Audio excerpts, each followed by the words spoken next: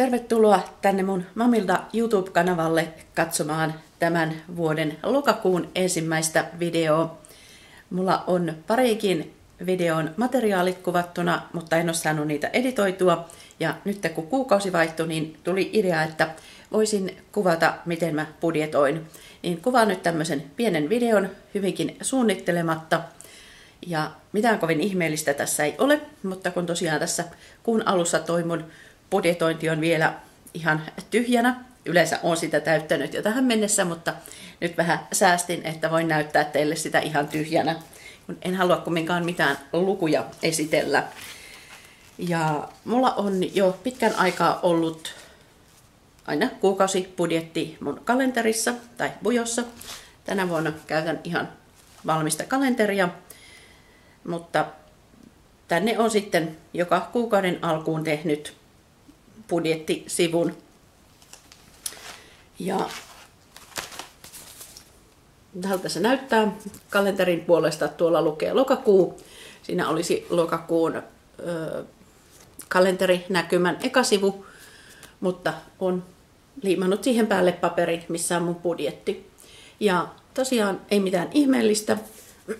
Siellä on ensin paljonko mulla on kuun alussa rahaa tilillä, paljonko on rahaa käteisenä. Sitten tulee palkka ja muut tulot.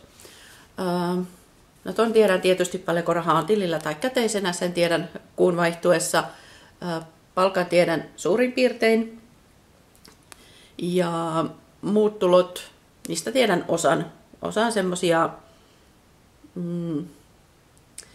no joo, jotain toistuviakin, mutta sitten sellaisia, mitkä nyt osaan etukäteen arvioida. Mutta siihen tulee kaikki satunnaiset muut tulot, mitkä ei kuulu palkkaan eikä ole tilillä kuun vaihtuessa tai käteisenä kuun vaihtuessa. Ja sitten on listattuna kaikki vuokra, vesi, ruoka, ulkona syöminen, viihde, harrastukset, puhelimet. Mitäs kaikkea siellä on? Joo, sitten on myös tommoset säästämiset, matkakulut ja erikseen yleensä matkailu, koska yleensä jos olen menossa johonkin, vaikka nyt vaan kotimaassa, vaikka mökkeilemään, niin tiedän sen yleensä etukäteen ja sitten vähän niin kuin siihen säästän. Tai olen menossa käsityömessuille, niin se on sitä matkailua ja säästän siihen ehkä jo etukäteen rahaa. Ja täällä on muutenkin semmoisia kohtia, missä kohtaa ne nyt on. Tuossa ainakin vakuutus. Maksan vakuutusmaksun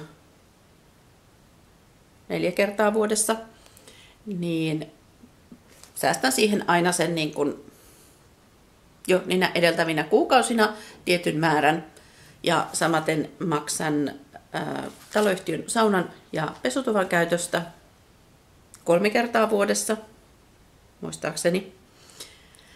Niin siihenkin joka kuukausi varaan tietyn summan, että se ei tule kerralla maksettavaksi, vaan on koko sen kauden, miltä se maksu tulee, niin joka kuukausi kerään siihen pienen summan. Mutta tiedän, että tässä kuussa sekä vakuutus että sauna ja pesutupa tulee se lasku, niin siksi siellä ei lue, että säästöön. Yleensä siinä lukee, että vakuutussäästöön tai sauna ja pesutupa säästöön. Sitten siellä on tämmöisiä toistuvia kuluja, on bussikortti, sen tiedän paljonko se maksaa. Ja palvelumaksu, sen tiedän paljonko se maksaa. Ja muuten sitten budjetoin shoppailuun ja ruokaan, viihteeseen, mikä nyt tarkoittaa kaikenlaisen viihteen, ulkona käymisen ja yleensä myös sen, että jos nyt sitten käyn jotain alkoholipitoisia juomia erikseen ostamassa, niin se kuuluu viihteeseen. Ja ne tosiaan arvioin aika lailla samanlaisiksi joka kuukausi on paljonko menee ruokaan, ulkona syömiseen ja viihteeseen. Shoppailuakin koitan siihen varata tietyn summan ja sitten välillä koitan kyllä, että olisin aika lailla shoppailematta. Ja sitten on tiettyjä asioita, mitä toistuu. Mä säästän joka kuukausi seuraavalle kuulle tietyn summan, että mulla on kuun alussa tietty summa varmasti tilillä. Ja sitten mulla on tämmöisiä muita säästöjuttuja. Pistän joka viikko tietyn summan sivuun. Hyvin pieniä summia, mutta joka viikko. Tai mulla on siis semmoinen taulukko, että mikä on niin kuin viikkonumeroiden mukaan tehty. Viikkonumero liittyy tähän, että paljonko pistän sivuun, mutta en maksa niitä järjestyksessä. Mutta siis joka viikko laitan pienen summan sivuun. Niin se on tänne, se on tuolla säästölipas, koska kerään niitä MobilePay-säästölippaaseen. Tai mitä ne nykyään on, ne ei ole enää lippaita, ne on ryhmiä, mutta mä käytän sitä säästölippaana. Ja täällä on viimeisenä lukee Disney Plus, se on tässä joitakin kuukausia toistuva maksu, mutta sitten on tällaisia kuin harrastukset, mistä välillä on kuluja, välillä ei. Kirjataan sen tänne kuitenkin. Ja kauneushoidot, sittenkin välillä on kuluja, välillä ei. Ja näitä kaikkia koitan sitten ennakoida, myös niitä kauneushoitoja, että jos on semmoisia, missä en käy joka kuukausi, niin sitten kumminkin joka kuukausi säästäisi siihen. Ja sitten vielä, siis tosiaan tulee kaikki kuukauden, mitä on rahaa käytössä, mihin sitä rahaa menee. Ja sitten täällä viimeisenä säästöön, eli just se, mitä mä säästän joka tapauksessa seuraavalle kuulle se tietty summa, mitä haluan, että on kuun alussa tilillä. Ja sitten, jos on tosiaan tämmöisiä useammalle kuukaudelle jaettuja maksuja, kuten se sauna ja vakuutus, niin ne kirjoitan tänne, että vaikka nyt vakuutukseen, että tässä ensi kuussa laitan vaikka 10 euroa vakuutusta varten sivuun, niin sen kirjoitan tänne, että vakuutus ja säästöön 10 euroa. Ja sitten muut säästöt. Mä oon välillä siirtänyt toiselle tilille näitä säästettäviä, mutta nyt on päätynyt, että näiden niin sanottujen pakollisten ja säästettävien lisäksi koitan tietysti säästää muutenkin. Ja mä oon nyt pitänyt niitä tässä ihan käyttötilillä, mutta mä kirjoitan ne tänne ylös, että ne on niin kuin näitä muita säästöjä. Ja siinä on myös semmoinen, että kesällä tein enemmän töitä, tuli enemmän palkkaa, oli enemmän rahaa käytössä, niin siitä koitan säästää sitten seuraaville kuukausille, kun on ehkä vähemmän töitä, on enemmän vaikka lomalla tai muista syistä vähemmän töitä, niin sitten, että sieltä on säästetty niiltä paremmilta kuukausilta rahaa myöhemmille kuukausille, niin ne lukee täällä myöskin. Ja tällä, että mä budjetoin, niin koitan välttää sen, ettei olisi kuun alussa, kun tulee kumminkin paljon laskuja heti kuun alussa, että saisin ne kaikki maksettua. Ja tosiaan se, että semmoiset 3-4 kertaa vuodessa tulevat maksut, että niihin säästän joka kuukausi, ettei ne tule kerralla maksettavaksi, koska sitten jos tulee vaikka useampi semmoinen kerralla maksettavaksi, niin se kumminkin voi olla iso summa. Ja mä oon nyt tätä aika kauan tehnyt. Nykyisin on ehkä helpompi ennakoida, mitä kuluja on. Aikaisemmin se oli vähän hankalampaa.